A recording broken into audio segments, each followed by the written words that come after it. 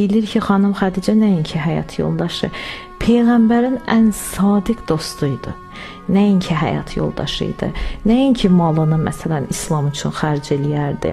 Hər bir çətinlikdə Həzrət Rəsulullahın yanında olmuşdu. O səbəbdəndir ki, bugünkü gün ki var ki, Həzrət xanım Xədicənin vəfat günüdür. Ümumiyyətcə o il ki var idi, xanım Xədicə dünyasını dəyişir. Tarixdə ona hüzn ili deyirlər. Niyə? Çünki həmin ildə həm Peyğəmbərimizin əziz əmisi Əbu Talib əleyhissalam dünyasını dəyişir, eləcə də əziz xanıma. Baxın, Peyğəmbərimiz xanım Xədicə ilə izdivacda olduğu müddətdə heç bir xanımla izdivac olmur.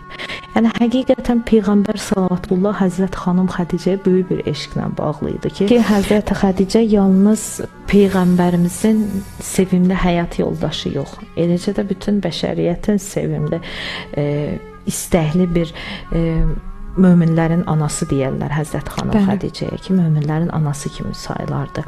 Çünki Peyğəmbər zövcəsi idi, Peyğəmbərin seçilmiş xanımı idi, xanımlar xanımı idi. Çünki o şəxslər ki, bizlər onları özümüzə nümunə götürürük. Məsələn, başda zamanənin imamı, İmam Zaman ağa, o özü kimi özünə örnək götürür Həzrəti xanım Xədicəni, Həzrəti Zəhra salamullahi aleyha.